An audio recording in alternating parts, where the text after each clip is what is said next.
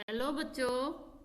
आज हम कक्षा 6 की पाठ्य पुस्तक वसंत भाग 1 का पाठ नंबर 2 बचपन का भाग 2 पढ़ेंगे। फर्स्ट भाग में हमने पढ़ा था कि लेखिका कृष्णा सोबती जी द्वारा लिखित जो यह संस्मरण है उसमें लेखिका अपने बचपन की यादों का वर्णन कर रही है और वर्णन करते हुए लेखिका बच्चों से कहती है कि वह इस पाठ को पढ़ने वाले बच्चों की दादी या नानी की उम्र की हो सकती है, एज की हो सकती है। तुम्हें बताऊंगी कि हमारे समय और तुम्हारे समय में कितनी दूरी हो चुकी है, यहाँ तक कि बचपन की दिलचस्पियां भी बदल गई हैं। दिलचस्पियां मैंने रुचि, शौक कि हमारे समय और तुम्हारे समय में, कि जब अब आपका बचपन है और जब मेरा बचपन था उसमें काफी अंतर आए हैं, काफी बदलाव आए हैं, काफी क्या है, चेंज आए हैं। किसमें चेंज आए हैं? चाहे वो पहनने का हो, खाने पीने का हो, हर चीज में चेंज आए हैं, बदलाव आए हैं।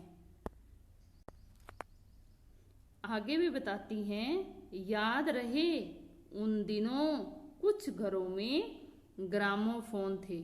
ग्रामोफोन जैसे कि आप ये पिक्चर में देख रहे हो कैसे होते थे ग्रामोफोन। रेडियो और टेलीविजन नहीं थे। हमारे बचपन की कुल्फी आइसक्रीम हो गई है, कचौड़ी समोसा पैटीज में बदल गया है, शहतूत और फालसे और खसखस के शरबत कोक पेप्सी में।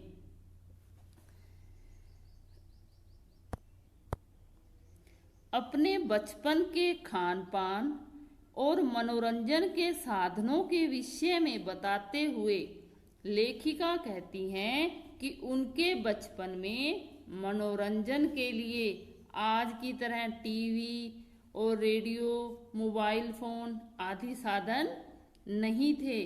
उनके मनोरंजन का एकमात्र साधन क्या था? ग्रामोफोन।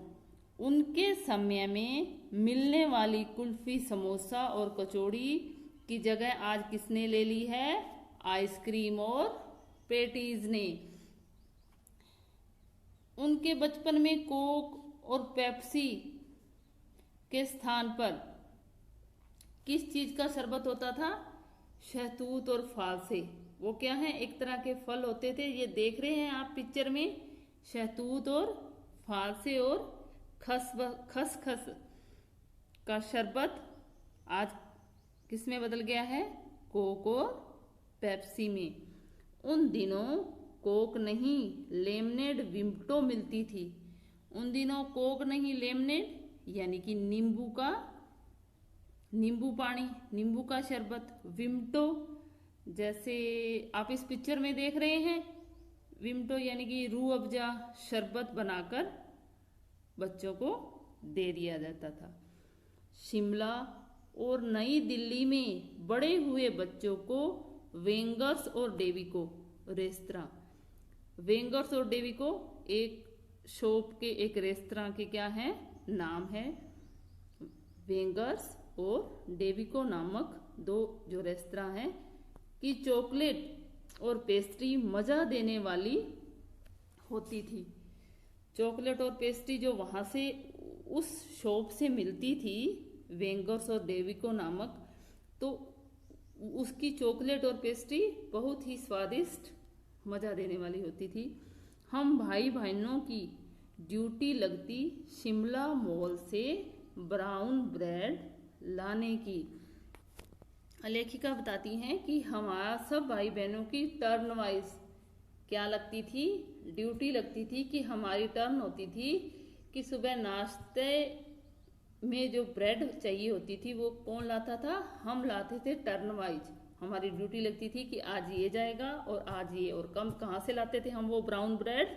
शिमला मॉल से। हमारा घर मॉल से ज़्यादा दूर नहीं था। एक छोटी सी चढ़ाई और गिरजा मैदान पहुंच जाते। वहां से एक उतराई उतरते और मॉल पर कन्फेक्शनरी काउंटर पर तरह तरह की पेस्ट्री और चॉकलेट की खुशबू मन भावनी। लेखिका बताती हैं कि उनका घर मॉल से ज़्यादा दूर नहीं था, बस एक थोड़ी सी चढ़ाई होती थी, गिरजा मैदान पर पहुंच जाओ और नीचे उतरते ही कहाँ क्या आ जाता था, मॉल हो जाता था। कन्फेक्शनरी, कन्फेक्शनरी का मीनिंग वह दुकान जहाँ बिस्किट, नमकीन, मिठाई आदि मिलती हो। तो उस कन्फेक्शनरी काउंटर पर तरह तरह की अलग अलग तरह की जो पेस्ट्री और चॉकलेट की खुशबू मन भावनी यानी मन को भाने वाली, मन को अच्छे लगने वाली, या हमारे मन को उसकी खुशबू बहुत ही ज़्यादा अच्छी लगती थी। हमें हफ्ते में एक बार चॉकलेट खरीदने की छूट थी। सबसे ज़्यादा मेरे पास ही चॉकलेट टॉफ़ी का स्टॉक रहता। मैं चॉकलेट लेकर खड़े खड़े कभी न खाती, घर लौटकर साइड बोर्ड पर रख देती और रात के खाने के बाद बिस्तर में लेटकर मज़ा ले ले खाती। तो वो कहती हैं कि शिमला मॉल जाने का हमारा एक फ़ायदा ये भी होता था क्योंकि वीक में एक दिन हमें चॉकलेट खरीदने की छूट होती थी। वीक में एक दिन, हफ्ते में एक दिन हम, हफ्ता यानी सप्ताह, वीक, छूट यानी कि आज़ादी, स्वतंत्रता कि हम एक दिन चॉकलेट खरीद सकते थे। सबसे ज़्यादा मेरे पास ही चॉकलेट टॉफ़ी का स्टॉक मैंने भंडार यानी कि बहुत सारी मेरे पास ही रहती थी क्योंकि मैं चॉकलेट लेकर कभी वहाँ खड़े होकर नहीं खाती।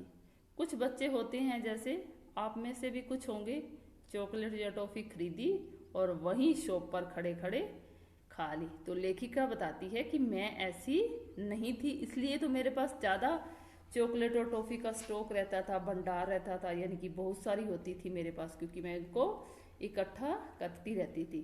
और घर लौटकर मैं जब रात के खाने के बाद अपने बिस्तर में लेटकर चॉकलेट को खाती थी, यानी कि चॉकलेट का मज़ा ले लेकर मैं खाती थी। शिमला के काफल भी बहुत याद आते हैं, खट्टे मीठे, कुछ एकदम लाल, कुछ गुलाबी, रस भरी कस्मल, सोचकर ही मुंह में पानी भर आए। चेस्टनट एक और गजब की चीज, आग पर भुने जाते फिर छिलके उतारकर मुंह में।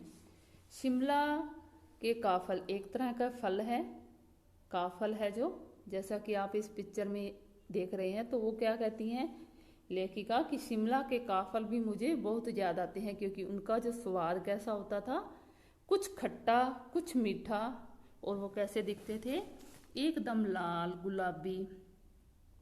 और कस्मल भी एक तरह का फल है जैसा कि आप इस पिक्चर में देख रहे हैं।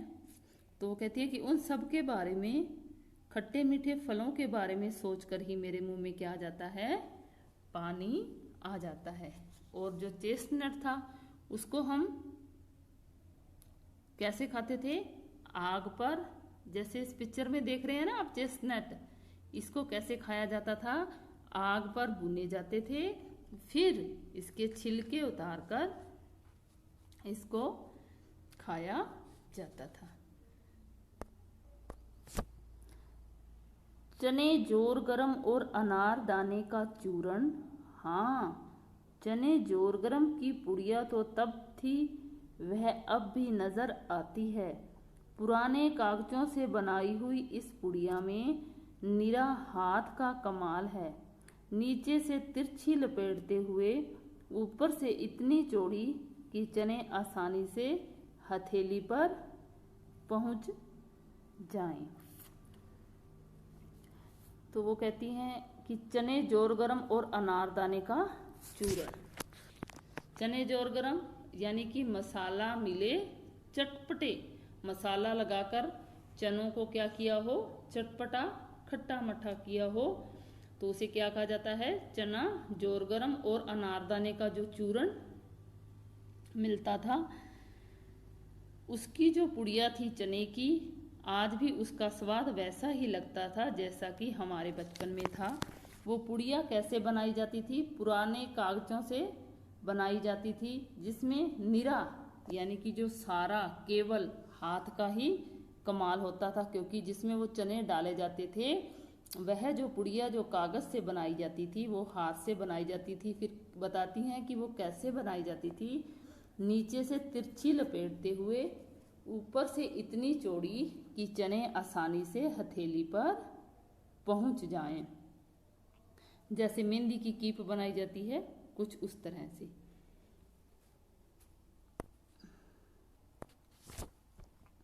एक वक्त था जब फिल्म का गाना चना जोर गरम बाबू मैं लाया मजेदार, चना जोर गरम, उन दिनों स्कूल के हर बच्चे को आता था। वो आगे एक गाने के बारे में बताती हैं, शायद आप में से कुछ लोगों ने, कुछ बच्चों ने सुना होगा और कुछ ने नहीं।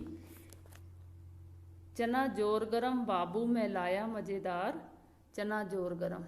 बच्चे चने भी खाते थे और उस गाने को भी गाते थे। स्कूल के हर बच्चे को वह गाना आता था। कुछ बच्चे पुड़िया पर तेज मसाला बुरकवाते, बुरकवाते मैंने छिड़कवाते या लगवाते, जो चना वाला होता था उसको क्या कहते कि मेरे चने वाली पुड़िया पर और ज़्यादा तेज मसाला लगा दो, छिड़क दो। बुरकवाते मैंने छिड़कवाते।